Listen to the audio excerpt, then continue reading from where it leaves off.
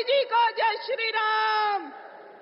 मोदी जी को जय श्री राम। अब मैं माननीय प्रधानमंत्री जी के स्वागत के लिए आमंत्रित करना चाहूंगी हमारे सोनीपत के जिलाध्यक्ष भाई जसवीर दोदवा जी। वो बुके से उनका स्वागत करेंगे और साथ में हमारे सभी अन्य जिलों से आए हुए जिलाध्यक्ष रहेंगे, जिनसे जिलाध्यक्ष रोहतक के और झज्जर के सभी जिलाध्यक्ष उनके साथ में रहेंगे। पानीपत के हमारे जिलाध्यक्ष जी उनके साथ में रहेंगे।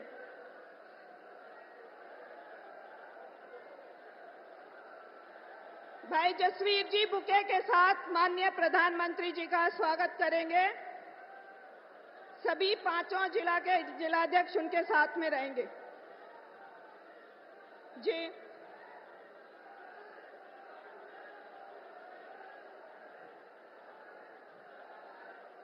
हमारे सारे जिलाध्यक्ष माननीय प्रधानमंत्री जी का स्वागत कर रहे हैं।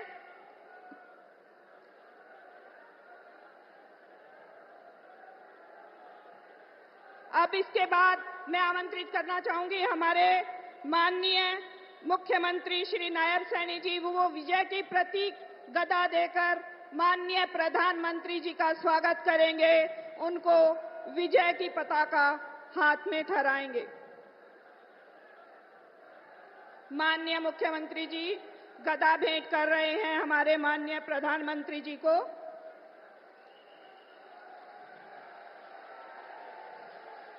यह विजय का और शक्ति का प्रतीक है। इसके साथ ही मैं अगले इसी स्वागत के क्रम में अपने माननीय प्रदेश अध्यक्ष जी से अनुरोध करूंगी कि वो लोई उड़ाकर हमारे माननीय प्रधानमंत्री जी का स्वागत करें।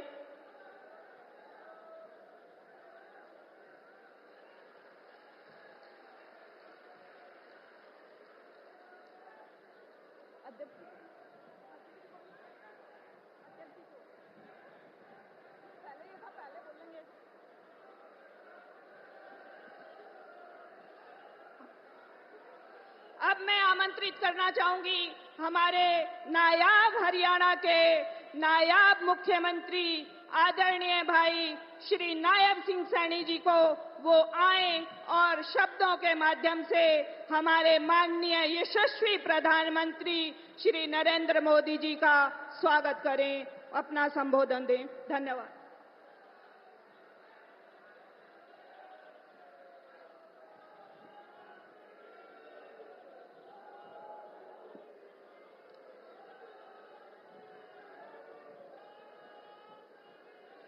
भारत माता के, भारत माता के। भाई एक जोरदार जयकारे के साथ विजय की संकल्प की मुट्ठी भींच करके एक जयकारा लगाएंगे। भारत माता के। आज हम सबका ये परम सौभाग्य है, दुनिया के सबसे लोकप्रिय नेता भारत के यशस्वी प्रधानमंत्री परम आदरणीय नरेंद्र मोदी जी आज गोहाना की पावन भूमि पर पधारे हैं।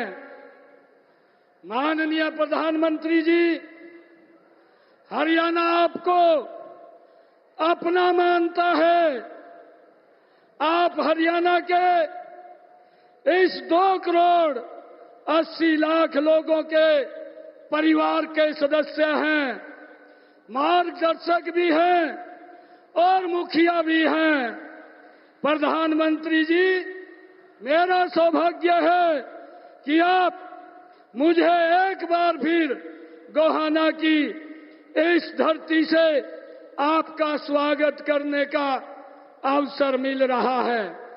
मैं गोहाना की सरदारी और आपके पूरे हरियाणा परिवार जनों की ओर से आपको राम राम करता हूं। साथियों, आज माननीय पंडित दीनदयाल जी की जयंती है, जिन्होंने अपने पूरे जीवन से हमें एक सूत्र और संदेश दिया, अंत्योदय का।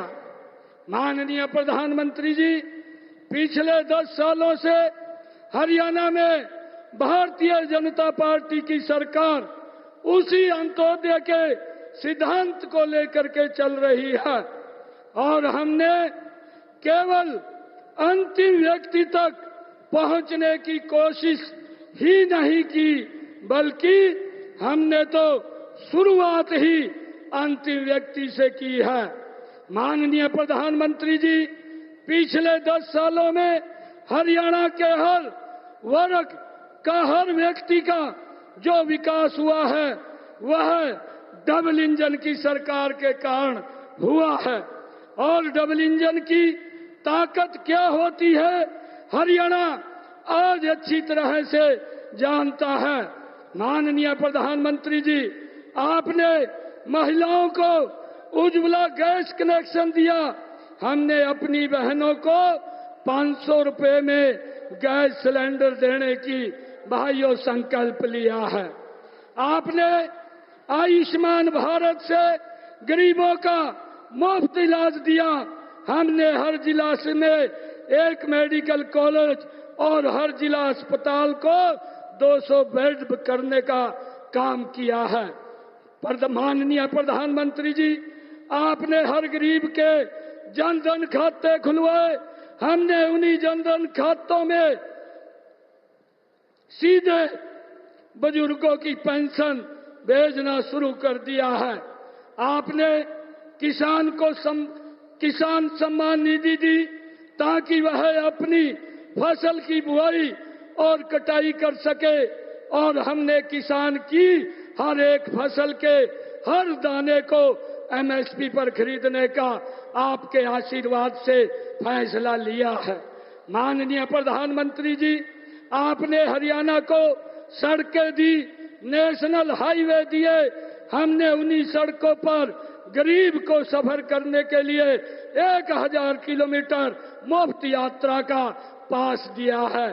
आदरणीय प्रधानमंत्री जी, आपने गरीबों को राशन देने के लिए गरीब कल्याण अन्न योजना शुरू की है, हमने हरियाणा के हर एक वर्ग का घर बैठे राशन कार्ड बनवाया है।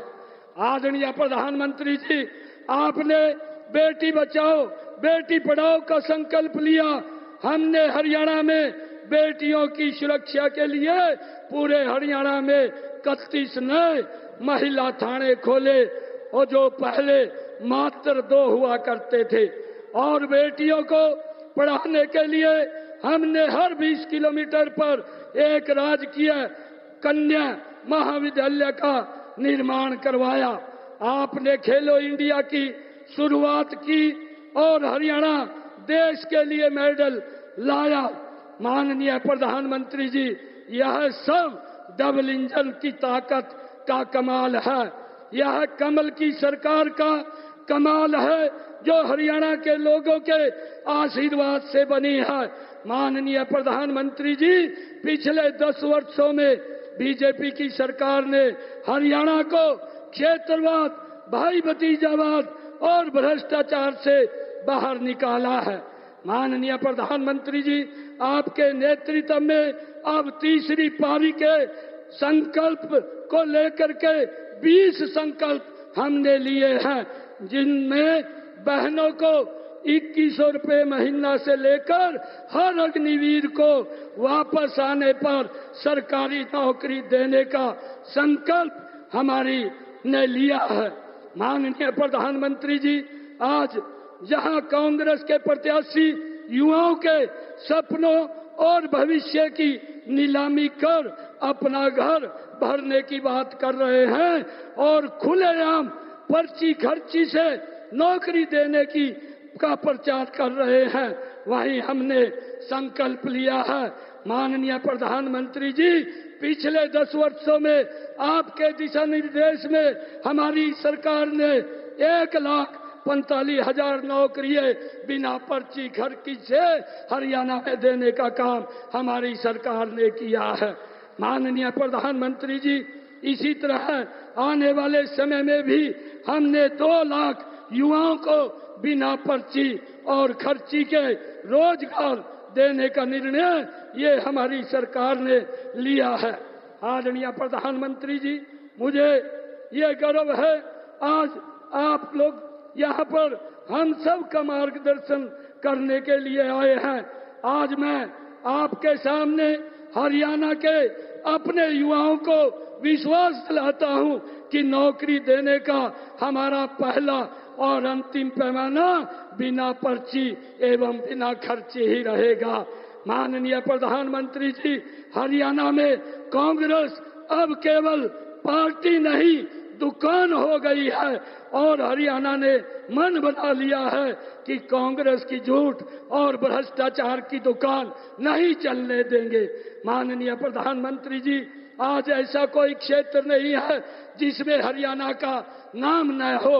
आज हरियाणा जीएसटी योगदान में आगे है, दुनिया की टॉप कंपनियों के निवेश की पहली पसंद इंफ्रास्ट्रक्चर में आगे है, खेलों में आगे है, प्रति व्यक्ति आय में आगे है, तकनीकी में आगे है और तरक्की में भी आगे है।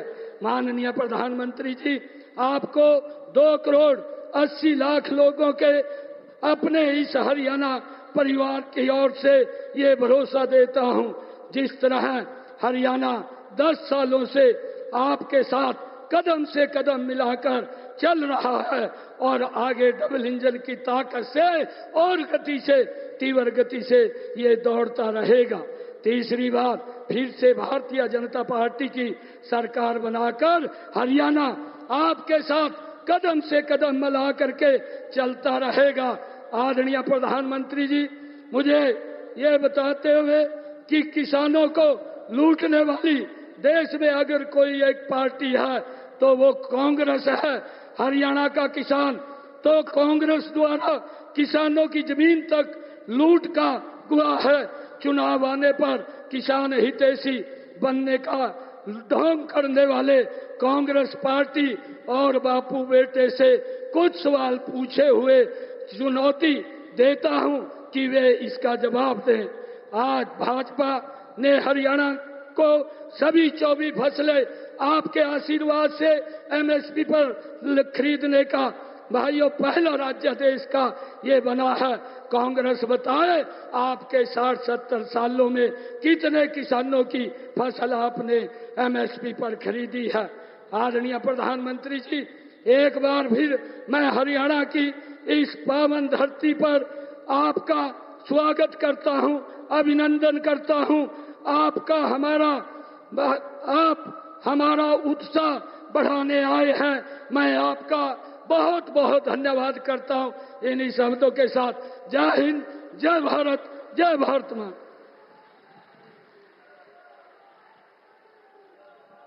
बहुत बहुत धन्यवाद माननीय मुख्यमंत्री जी। खेलों वाले इस हरियाणा में सैनिकों, किसानों, जवानों और कमेरों कारखानों के हरियाणा में माननीय प्रधानमंत्री श्री नरेंद्र मोदी जी का अभिनंदन करने के लिए हम 2 जयकारे लगाएंगे। मोदी जी, थारा स्वागत से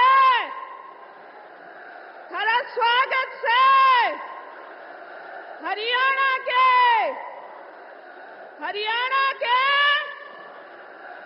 सर्वदा वंदनीय, अभिनंदनीय भारतवर्ष ही नहीं अपितु संपूर्ण जगत के सर्वाधिक लोकप्रिय नेता माननीय प्रधानमंत्री श्री नरेंद्र भाई मोदी जी आज इस वीर भूमि हरियाणा के गोहाने में पहुंचने पर आपका सभी मंचासीन हमारे नेतागण, सज्जन वृंद और इस सभा में उपस्थित सभी श्रोतागण एवं भारतीय जनता पार्टी हरियाणा के सभी कार्यकर्ताओं की तरफ से आपका हृदय की गहराइयों से अभिनंदन करते हुए आपको आमंत्रित करती हूँ।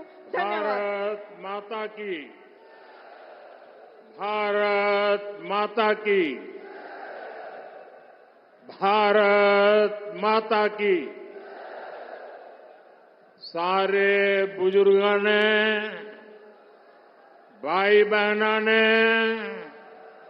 और नौजवान साथियों ने राम राम। सोनीपत की इस धरती से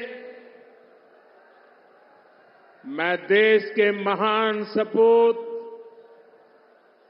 सर छोटू राम जी को प्रणाम करता हूं।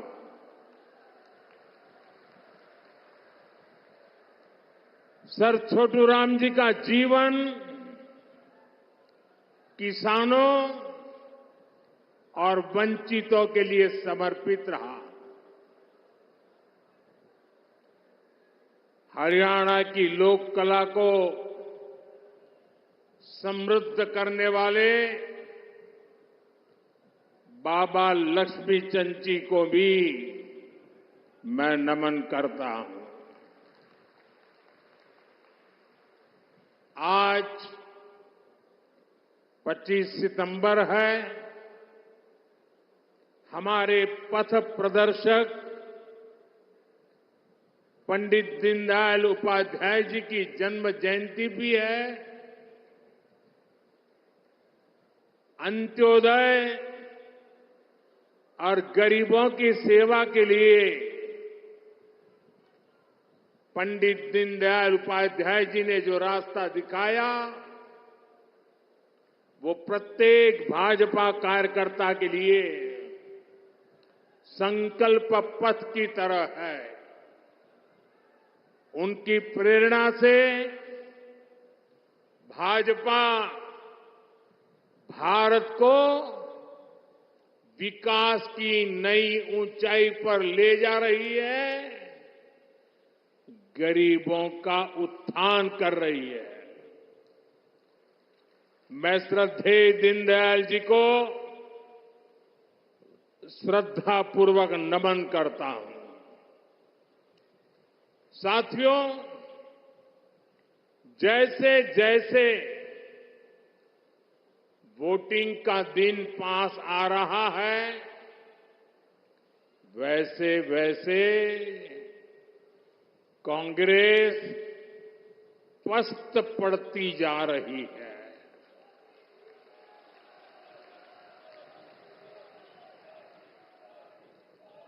हरियाणा में भाजपा के लिए समर्थन बढ़ता ही जा रहा है।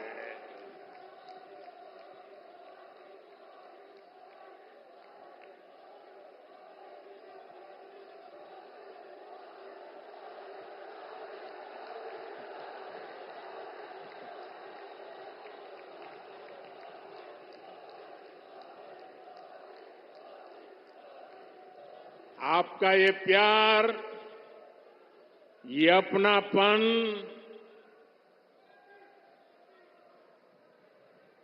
हरियाणा का ये प्यार तो मेरी जिंदगी की बहुत बड़ी अमानत है।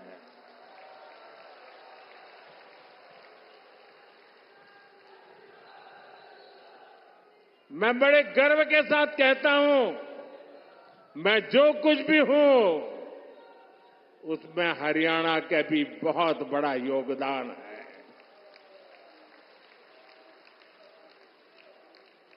आज पूरा हरियाणा कह रहा है, फिर एक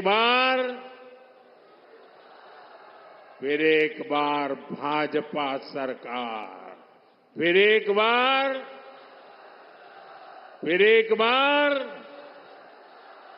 बार साथियों, आज जम्मू कश्मीर में दूसरे चरण का मतदान भी हो रहा है। ये मतदान शांतिपूर्ण तरीके से चल रहा है। लोग सुबह से ही वोट डालने के लिए कतारों में लग गए हैं।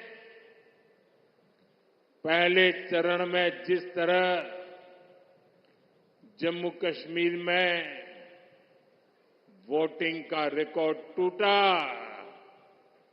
वो भी दुनिया ने देखा है।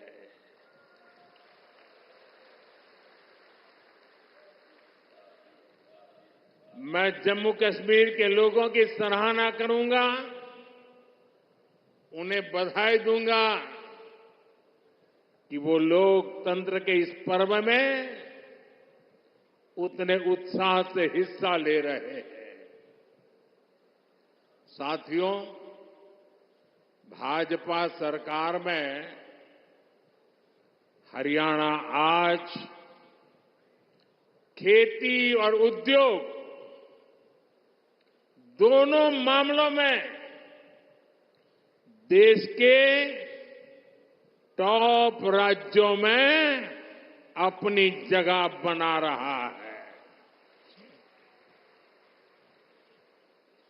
जब औद्योगिकरण बढ़ता है तो इसका सबसे अधिक फायदा गरीब को, किसान को और दलित को होता है। बाबा साहब आंबेडकर, जिन्होंने बाबा साहब आंबेडकर को पढ़ा होगा, न पढ़ा हो तो पढ़ ले। बाबा साहब आंबेडकर मानते थे कि दलितों के सशक्तिकरण में उद्योगों की बड़ी भूमिका होती है। वो देखते थे कि गरीब के पास, दलितों के पास, वंचितों के पास पर्याप्त जमीन नहीं होती। वो जानते थे बहुत से गरीब साथी भूमिहीन होते थे, खेत मजदूरी में अपनी जिंदगी काटते थे। इसलिए बाबा साहब कहते थे कि जब फैक्ट्रियां लगती है तो दलितों, वंचितों को अवसर मिलता है। इसलिए बाबा साहब दलितों से टेक्निकल स्किल सीखने के लिए कहते थे। भाजपा की नीति निर्णयों में, भाजपा के विचारों में आपको बाबा साहब की यही सोच दिखाई देगी।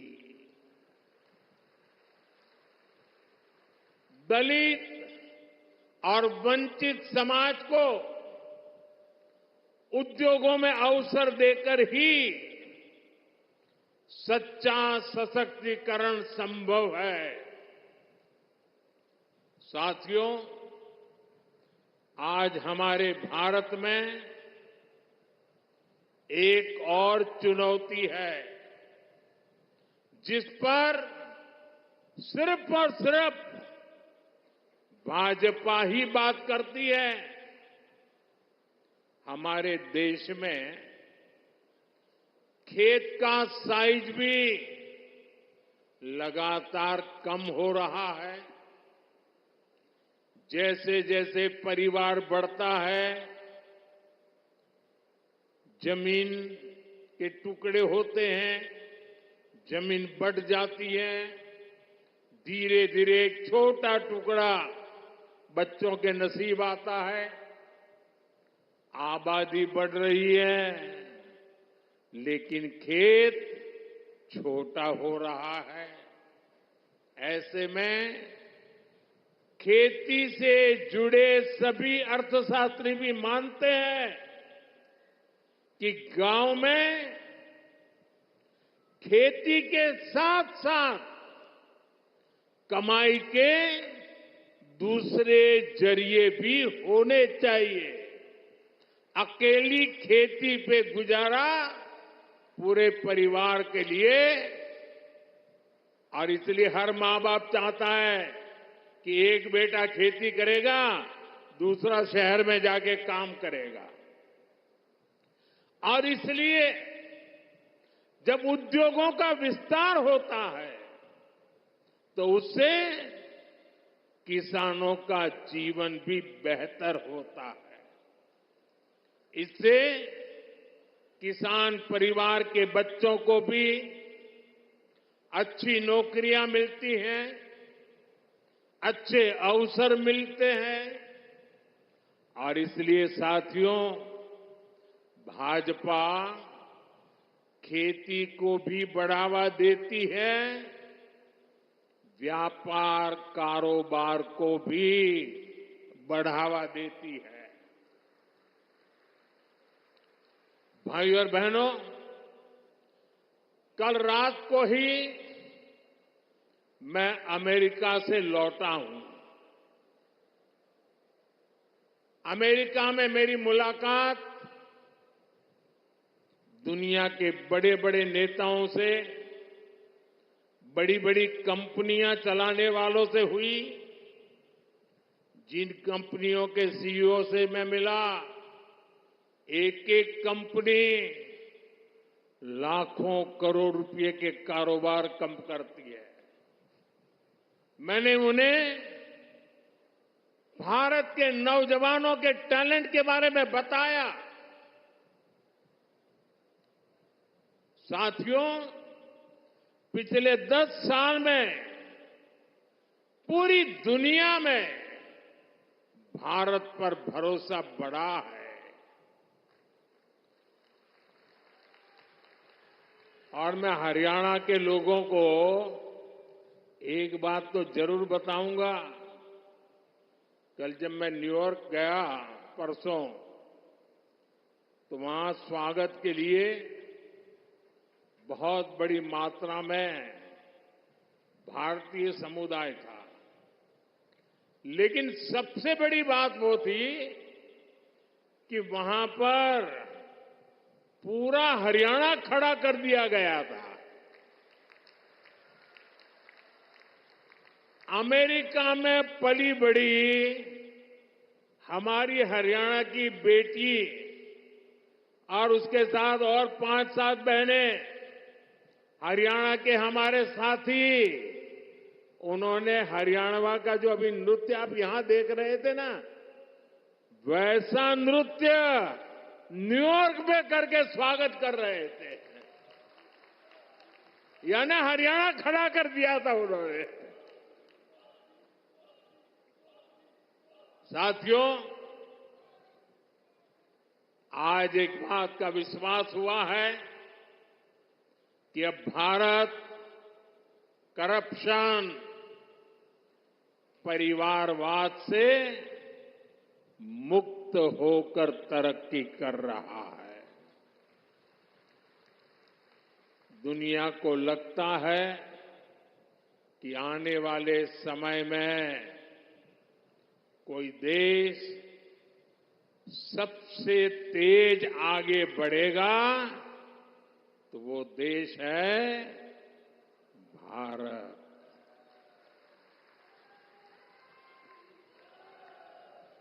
बेटे, आप बहुत बढ़िया चित्र बना के लाए हो, लेकिन ऐसे खड़े रहोगे तो थक जाओगे। आप मेरे लिए लाए हैं। चलिए, मैं मेरे एसपी जी को कहता हूं, वो आपसे वो फोटो ले लेंगे। पीछे अपना नाम पता लिख लेना, मैं आपको चिट्ठी लिखूंगा। अपना नाम पता पीछे लग देना।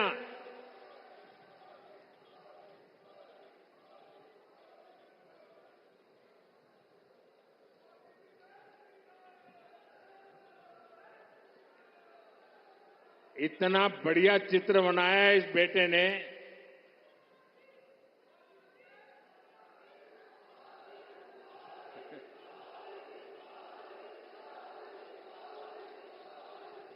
साथियों, आज दुनिया की बड़ी बड़ी कंपनियां भारत में निवेश के लिए, यहां अपनी फैक्ट्रियां लगाने के लिए आतुर है।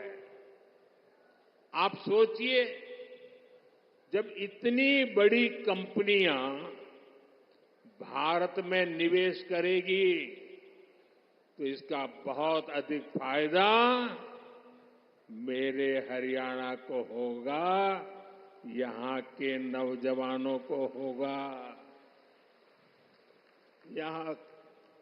यहां के किसानों को होगा। आज हमारा ये हरियाणा गुरुग्राम, फरीदाबाद से लेकर सोनीपत, पानीपत तक दुनिया की बड़ी बड़ी कंपनियों का सेंटर बन रहा है। थैंक यू बेटा, मिल गया मुझे, मिल जाएगा, इनको दे दीजिए। हाँ, शाबाश। अब आराम से बैठो बेटा, देखिए गिरना मत। देश से निर्यात होने वाले 35% से अधिक कालीन और करीब 20% कपड़े हरियाणा में ही बनते हैं। यहां खड़खौदा में देखिए, भाजपा औद्योगिक शहर बना रही है। कोशिश यही है कि यहां के हमारे नौजवानों को ज्यादा से ज्यादा नौकरियां मिले, रोजगार मिले। हरियाणा भाजपा ने घोषणा की है कि ऐसे अनेक औद्योगिक शहर राज्य के अलग अलग हिस्सों में बनाए जाएंगे। अभी मारुति का कारखाना लगना भी यहां तय हो गया है।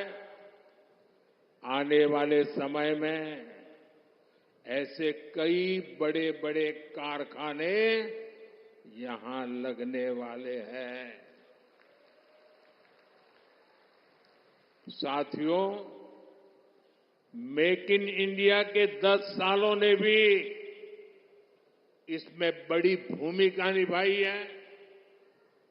हम मोबाइल फोन से लेकर लड़ाकू विमान और विमान वाहक पोत तक अब भारत में बना रहे हैं। बीते 3 साल में ही मैन्युफैक्चरिंग से जुड़े सेक्टर में लाखों नए रोजगार बने हैं। आज भारत में बनी चीजें हम उन देशों को भी बेच रहे हैं जहां से पहले हम मंगाया करते थे।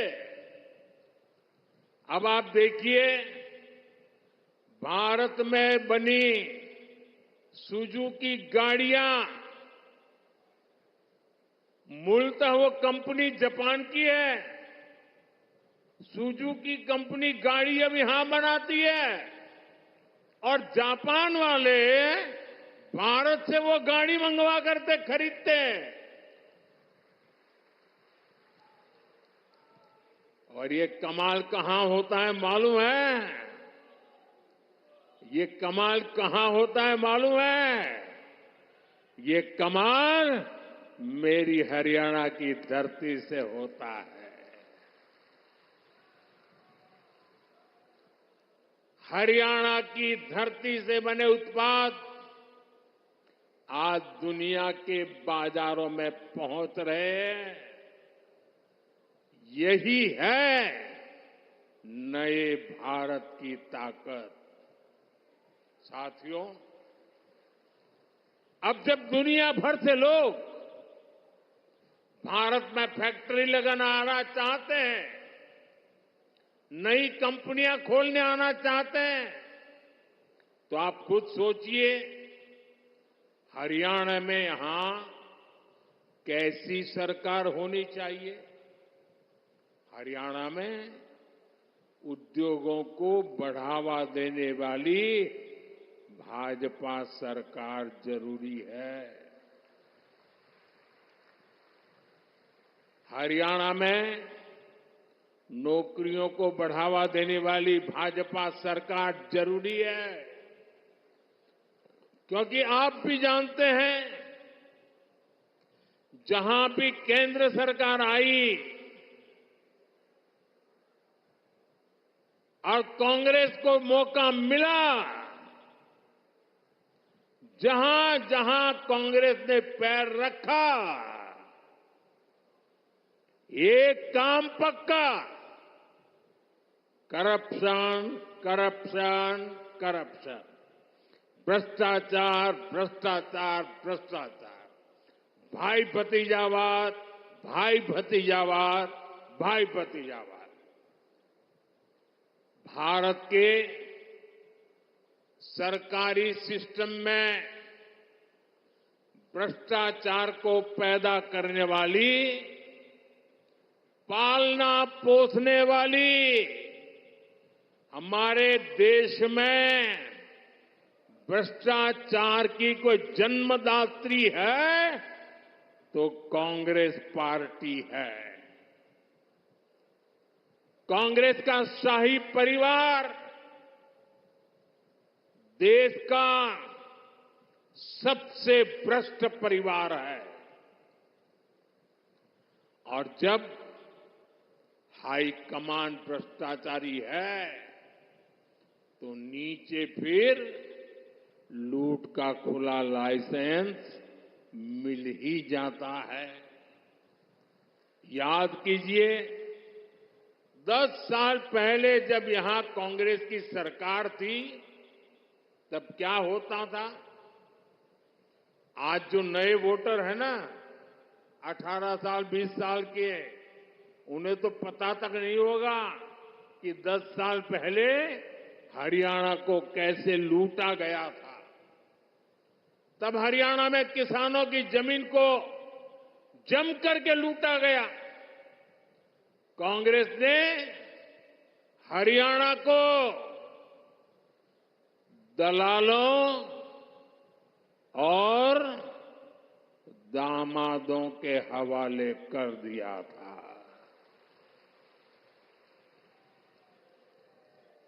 दलालों और दामादों से बचना है तो कमल ही बचाएगा।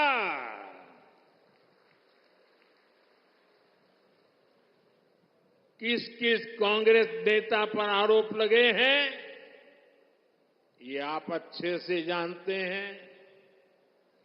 हरियाणा में एक भी नौकरी ऐसी नहीं थी, ये 10 साल पहले की कथा है, एक भी नौकरी ऐसी नहीं थी जिसमें खर्ची और पर्ची न चलती हो। सरकारी ठेकों में जमकर भ्रष्टाचार होता था। हरियाणा को लूट कर खाने वाली ऐसी करप्ट कांग्रेस को हरियाणा की सरकार से मीलों मीलों दूर रखना है, तब जाके हरियाणा बचेगा। और आपका तो मुझ पर हक है, मुझे भी तो हरियाणा का कर्ज चुकाना है।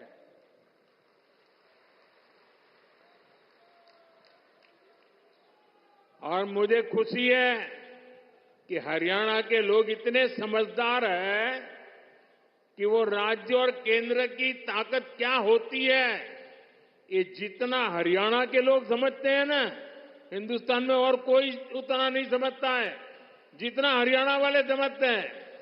और इसलिए हरियाणा हमेशा राज्य में वही सरकार बनाता है जिसकी दिल्ली में सरकार होती है।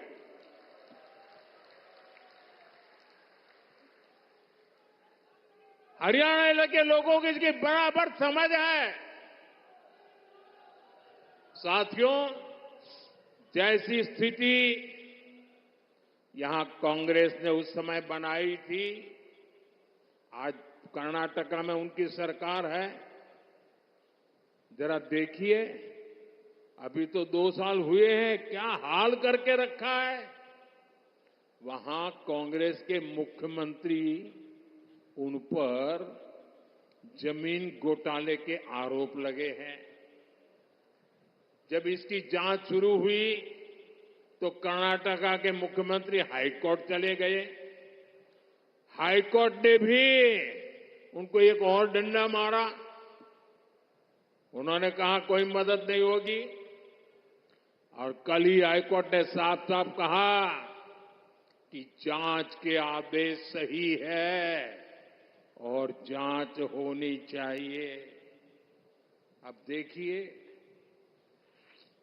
2 साल मुश्किल से हुए हैं, आदत जाती नहीं है। क्या हरियाणा में इनको ये पाप करने का ठेका दे सकते हैं क्या? हरियाणा में इनको घुसने दे सकते हैं क्या?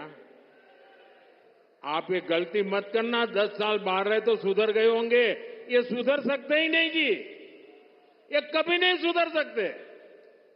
और भाइयों बहनों, कर्नाटका में सिर्फ जमीन घोटाले का ही मामला नहीं है। वहां मेरे दलित भाई बहन, ये समझिए, कांग्रेस पार्टी के अध्यक्ष भी कर्नाटका से आते हैं, दलित समाज से हैं। कर्नाटका में दलितों के लिए जो फंड था, उसमें भी कांग्रेस ने घोटाला किया। ये वहां की कांग्रेस सरकार ने, वहां के सीएम ने विधानसभा में खुद इस बात को स्वीकार किया है। अब बताइए, जहां भ्रष्टाचार होगा वहां दुनिया का कोई देश, कोई भी निवेश करने वाला, कोई भी कारखाना लगाने वाला हरियाणा की धरती पर आएगा क्या? तो हरियाणा का नुकसान होगा कि नहीं होगा? हरियाणा में निवेश नहीं आएगा तो नौजवानों को नौकरी कैसे मिलेगी? साथियों, कांग्रेस से बड़ी बेईमान और धोखेबाज पार्टी देश में और कोई नहीं है। ये हरियाणा के किसानों के लिए बड़ी बड़ी घोषणाएं करते हैं, लेकिन जहां सत्ता में है, जरा आपके यहां आए तो उनको पूछो, भाई तुम यहां आकर के सारे सपने दिखा रहे हो, कर्नाटका में तुम्हारी सरकार है, वहां तो किसानों को लागू करो नहीं बोल रहे हो। तेलंगाना में तुम्हारी सरकार है, वहां तो लागू करो। ये झूठ बोल रहे हैं, ये आपकी आंख में धूल झोंक रहे हैं। साथियों, हरियाणा की भाजपा सरकार ने किसानों से 24 फसलें एमएसपी पर खरीदने का फैसला लिया। लेकिन जब यहां कांग्रेस की सरकार थी तो एमएसपी पर फसलें खरीदने से सबसे ज्यादा नफरत करती थी। यही कांग्रेस की सच्चाई है जो हरियाणा के किसान को पूरी तरह कांग्रेस को पहचान लेना जरूरी है। साथियों, भाजपा सरकार निरंतर किसान हक में बड़े फैसले ले रही है। अपनी तीसरी पारी के पहले 100 दिनों में ही हमारी सरकार ने किसानों के लिए अनेक बड़े फैसले लिए हैं। कुछ दिन पहले ही केंद्र सरकार ने बासमती के निर्यात को लेकर बड़ा फैसला लिया। अभी तक बासमती के एक्सपोर्ट के लिए न्यूनतम मूल्य तय था, उस सीमा से नीचे निर्यात संभव नहीं था। इससे भारत के बजाय दूसरे देशों से लोग इंपोर्ट करते थे। अब हमने किसानों की भलाई के लिए ये सीमा भी हटा दी है और इससे ज्यादा बासमती एक्सपोर्ट हो पाएगा। इसका सीधा फायदा धान किसानों को होगा, उन्हें और ज्यादा पैसा मिलेगा। साथियों, हमने भारत के तिलहन किसानों के लिए भी बड़ा फैसला लिया है।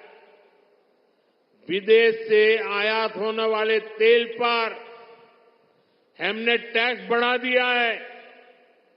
कोशिश यही है कि भारत के किसानों के तिलहन की ज्यादा से ज्यादा खरीद हो और तिलहन की खेती करने वाले किसानों को ज्यादा से ज्यादा उसका लाभ हो।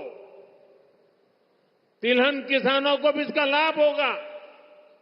अब जैसे सूरजमुखी के आयात पर पहले टैक्स नहीं था, अब 20% टैक्स लगाया गया है। इससे हरियाणा के सूरजमुखी की पैदावार से जुड़े हमारे जो किसान भाई बहन हैं, उनको बेहतर दाम मिलेंगे। भाजपा ये सब इसलिए कर रही है ताकि हमारे किसान ज्यादा से ज्यादा तिलहन उगाएं और पैसे कमाएं। और भाजपा कांग्रेस की तरह कोरी घोषणाएं नहीं कर रही है, बल्कि जमीन पर बारीक से बारीक काम कर रही है। तभी हरियाणा के किसानों को भाजपा पर भरोसा होता है। साथियों, हरियाणा के किसान हो या युवा, उनका भविष्य भाजपा सरकार में ही सुरक्षित है। बीते 10 साल में हरियाणा में भाजपा की सरकार है। हमारी सरकार पर, हमारे मुख्यमंत्री पर भ्रष्टाचार के कोई आरोप नहीं लगे। यहां भाजपा सरकार ने सरकारी नौकरियों में खर्ची और पर्ची को बंद किया। 8 अक्टूबर के बाद भाजपा की नई सरकार एक बार फिर नौजवानों के लिए हजारों नए अवसर बनाएगी। यहां युवाओं को बहुत बड़ी संख्या में नए रोजगार मिलेंगे। साथियों, सोनीपत, पानीपत की ये पूरी बेल्ट अवसरों से भरी है। यहां पर हो रहे विकास कार्य इस पूरे क्षेत्र को आधुनिक पहचान दे रहे हैं।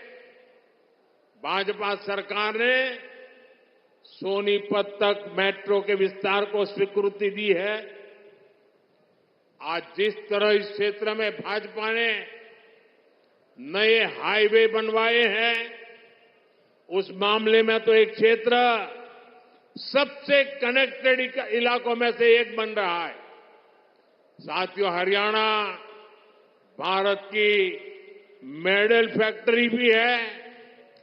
हाल में ओलंपिक्स और पैरालंपिक्स में भारत के शानदार प्रदर्शन में हरियाणा के खिलाड़ियों की बड़ी भूमिका रही है। अब भारत में हम 2036 में, 2036 में ओलंपिक कराने के लिए प्रयास कर रहे हैं।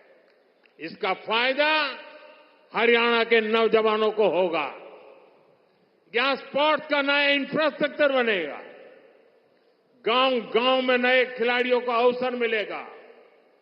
आप देखिए, देश की तीसरी स्पोर्ट्स यूनिवर्सिटी यहां भाजपा ने ही सोनीपत में बनवाई है। अब हरियाणा भाजपा ने घोषणा की है, हर जिले में अलग अलग ओलंपिक खेलों की नर्सरी बनाएंगे। हरियाणा की बेटियां, हरियाणा के बेटे दुनिया भर में जाकर मेडल लाए, उसमें भाजपा हर तरह से उनकी मदद कर रही है। साथियों, आपके पास तो हमारे साथी मोहनलाल बड़ौली जी के रूप में हरियाणा भाजपा का अध्यक्ष है। अरविंद शर्मा जी जैसे अनुभवी जनप्रतिनिधि है, जिनको इतने साल तक केंद्र में रहने का अनुभव है। इनके रहते यहां के विकास की गति और तेज होना तय है। साथियों, सोनीपत की ये धरती उन वीर जवानों की भी धरती है, जिन्होंने हिमालय की ऊंची चोटियों पर दिन रात मातृभूमि की रक्षा की है। हरियाणा की वीर माताओं की हजारों संतानें आज बॉर्डर पर है। यहां के अनेक संतानें हैं जिन्होंने जम्मू कश्मीर में हालात को सामान्य बनाने में मदद की है। वहां आतंक और अलगाव के जख्म हरियाणा के वीर बेटों ने अपने शरीर पर खाए हैं। अब मत भूलिए, कांग्रेस की कुनीति से निकले पत्थर हरियाणा की संतानों पर फेंके जाते थे। आज जब जम्मू कश्मीर में शांतिपूर्ण मतदान होता है तो सबसे अधिक खुशी हरियाणा की वीर माताओं को होती है। लेकिन कांग्रेस और इसके साथियों को जम्मू कश्मीर में शांति पसंद नहीं है। कांग्रेस जम्मू कश्मीर में फिर से धारा 370, आर्टिकल 370 वापस लाना चाहती है। कांग्रेस जम्मू कश्मीर में आतंक और अलगाव को फिर से हवा देना चाहती है।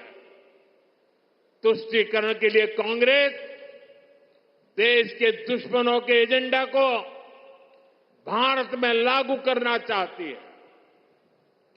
ऐसी कांग्रेस को आप हरियाणा के लोग सबक सिखाएंगे, ये मुझे पूरा भरोसा है। आर्टिकल 370 को वापस लाना उन वीरों की कुर्बानी का अपमान होगा जिन्होंने जम्मू कश्मीर में आतंक के खिलाफ लड़ाई लड़ी है। साथियों, कांग्रेस ने दलितों, पिछड़ों और शोषितों के साथ भी धोखा किया है। आजकल कांग्रेस के भीतर यहां जो सिर फुटोवल हो रही है, ये पुराने पाकों का ही परिणाम है। याद कीजिए, 2014 से पहले जब यहां कांग्रेस का राज था,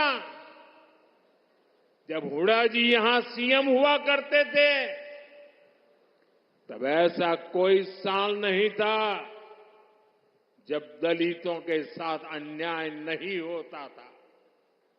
अनेक दलितों को जान से हाथ धोना पड़ा। दलित परिवारों की बहु बेटियों पर अत्याचार होते थे। हर कोई जानता था कि दलितों के खिलाफ इस घिनौने खेल को कांग्रेस ही खाद पानी देती है। और जो भी कांग्रेस की दलित विरोधी हरकत के खिलाफ बोलता है, कांग्रेस उसके खिलाफ साजिशें करने लगती है। ये आज हरियाणा का दलित समाज एक बार फिर हरियाणा के अंदर कांग्रेस का जो ड्रामा चल रहा है उसे देख रही है।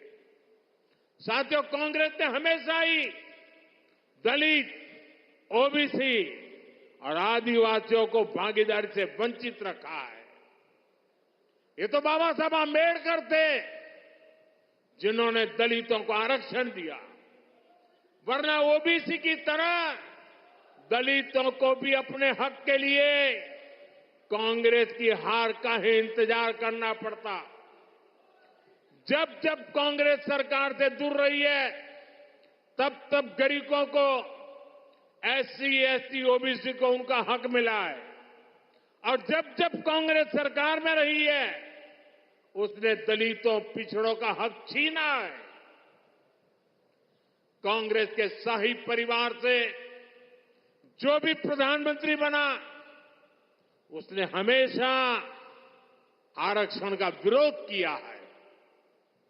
आरक्षण का विरोध, आरक्षण से नफरत, ये कांग्रेस के डीएनए में है।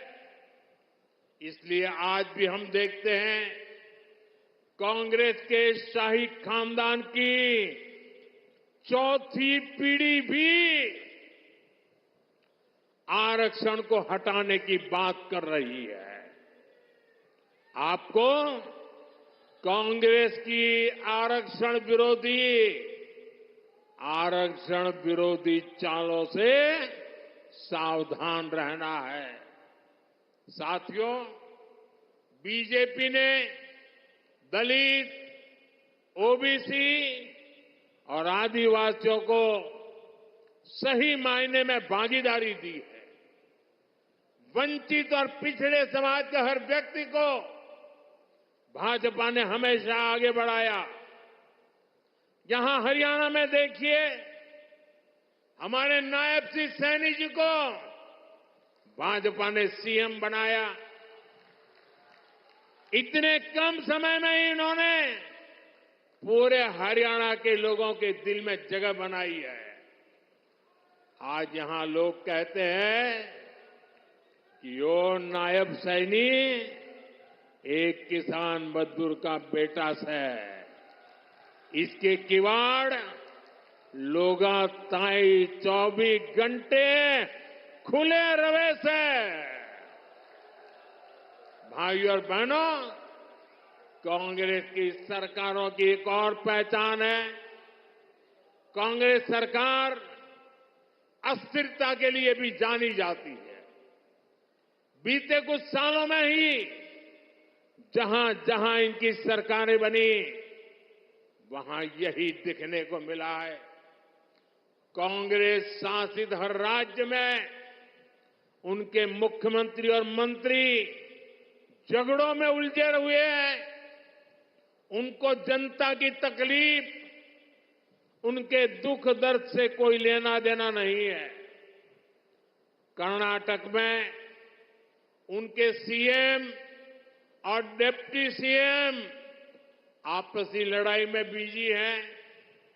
तेलंगाना, हिमाचल प्रदेश, वहां भी यही कहानी है। राजस्थान और छत्तीसगढ़ में भी जब उनकी सरकारें थी, पूरा 5 साल नंबर 1, नंबर 2 एक दूसरे की टांग खींचने में लगे रहे। इसलिए हरियाणा को भी बहुत सावधान रहना है। गलती से भी मेरे शब्द लिख कर रखना भाइयों, हरियाणा का मुझ पे हक है, इसलिए मैं अपनी बात आपके सामने बड़े विश्वास से कह रहा हूं। याद रखना, गलती से भी कांग्रेस आ गई तो अपने झगड़ों में ही हरियाणा को बर्बाद करके छोड़ेंगे।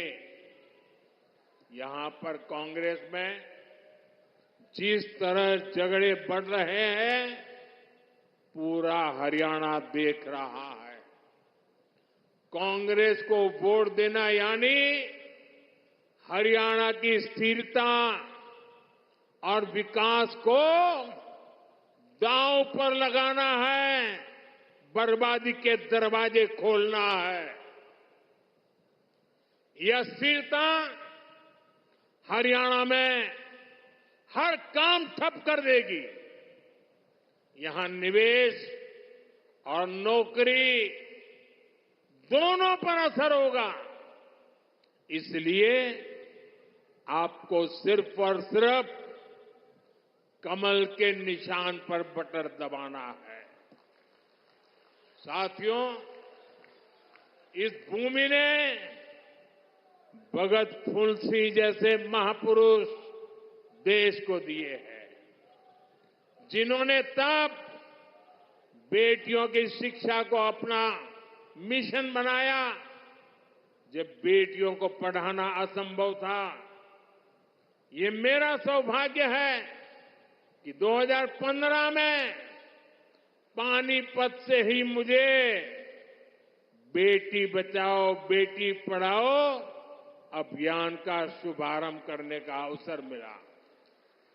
कांग्रेस ने 60 साल देश पर राज किया, लेकिन उसे कभी देश की बेटियों की चिंता नहीं हुई। अगर कांग्रेस को चिंता होती तो गैस, नल से जल, बिजली, टॉयलेट, बैंक में खाते, ऐसी मूल सुविधाएं आज 60-70 साल के बाद मेरे आने के बाद मिली।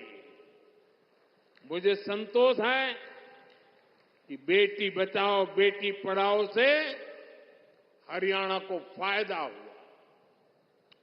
10 साल पहले हरियाणा में 1000 बेटों पर सिर्फ 866 बेटियां थी।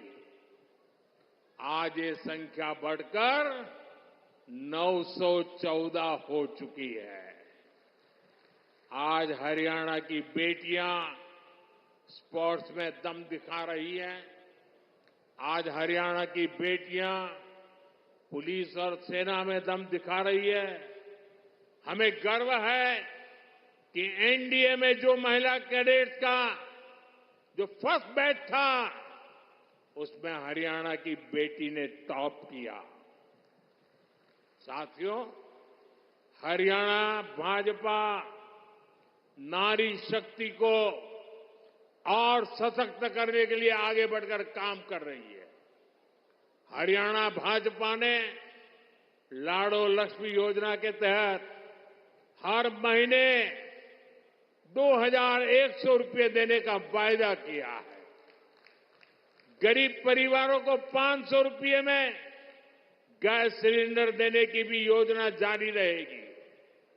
हरियाणा भाजपा ने 5 लाख लखपति दीदी बनाने और हर गांव में ड्रोन पायलट दीदी बनाने की भी घोषणा की है। साथियों, भाजपा का संकल्प ये पक्की गारंटी होता है। भाजपा जो कहती है वो करके दिखाती है। हरियाणा में भी हर वायदे तेजी से जमीन पर उतर के रहेंगे, आपके घर तक पहुंचेंगे। इसलिए 5 अक्टूबर को हमारे इन सभी उम्मीदवारों को भारी मतों से विजयी बनाना है। लगातार तीसरी बार हरियाणा में कमल खिलाना है।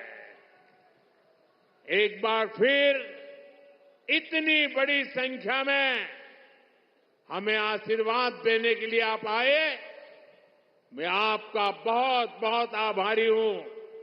दोनों हाथ ऊपर करके पूरी ताकत से मेरे साथ बोलिए, भारत माता की, भारत माता की, भारत माता की। बहुत बहुत धन्यवाद। माननीय प्रधानमंत्री जी का इस ओजस्वी उद्बोधन के लिए बहुत बहुत हार्दिक आभार। इसके साथ ही सभी मीडिया के बंधुओं का, यहां भारी संख्या में आए क्षेत्र के वासियों का और सभी प्रशासन के अधिकारियों कर्मचारियों का व हमारे सभी सम्मानित नेत्रगण का बहुत बहुत हार्दिक धन्यवाद, आभार।